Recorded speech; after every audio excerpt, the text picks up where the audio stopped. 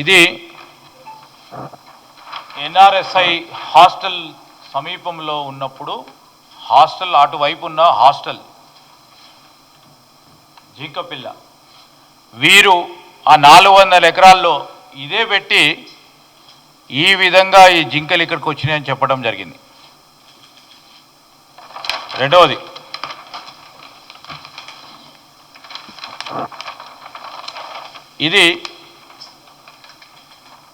ఇది వైజాగ్లో ఒకరి ఇంటి ముందట వచ్చిన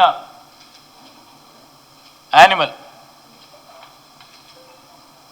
ఈ విధంగా వస్తే ఇది హెచ్యు బయోడైవర్సిటీకి సంబంధించి ఈ విధంగా ముందుకొచ్చి చూపెట్టిన వైనం మొత్తం ప్రపంచవ్యాప్తంగా దుష్ప్రచారంతో సోషల్ మీడియాను ఉపయోగించుకొని ఏ విధంగా దుష్ప్రచారం చేసిన ఇది వైజాగ్కు సంబంధించి ఇది విశాఖపట్నంలో కమలికొండ దగ్గరలో వన్యప్రాణుల సంరక్షణ ప్రాంతంలో బయటికి వచ్చింది.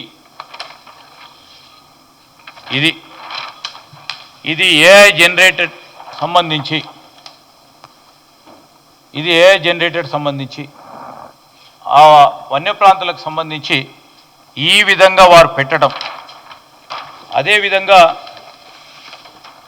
9 ఏళ్ల క్రితం ఇది ఫ్యాక్ట్, ఇది 9 ఏళ్ల క్రితం రాజస్థాన్లో చనిపోయిన జింకను చూపించారు ఇక్కడ 9 ఏళ్ల క్రితం. అదేవిధంగా ఫ్యాక్ట్ ఇది. ఈ విధంగా ఒరిజినల్ ఉంటే ఈ విధంగా మిషన్స్ ద్వారా పెట్టడం జరిగింది. ఇలా అనేక సందర్భాలు ఉన్నాయి. ఇది ప్రత్యేకంగా కనబడతా ఉన్నాయి. ఇక్కడ ఏనుగులు,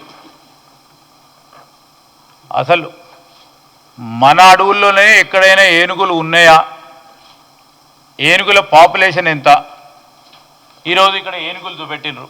ఇదంతా కూడా యానిమేటెడ్ ఈ విధమైన స్పష్టంగా కనబడుతూ ఉన్నాయి.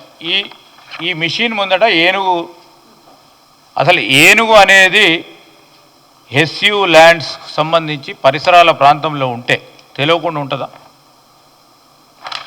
నేను ఎందుకు చెప్తా ఉన్నానంటే ఇవన్నీ కూడా ఇది చూడండి, ఇదైతే ఇది దయచేసి చూడాలా యావత్ ప్రజానికానికి.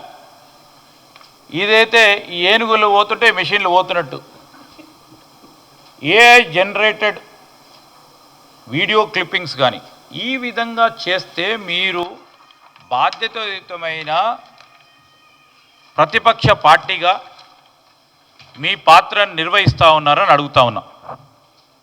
ఎందుకు చెప్తా ఉన్నామంటే, సరే ప్రభుత్వాన్ని నడిపిస్తూ ఉన్నప్పుడు ఎక్కడైనా చిన్న అడప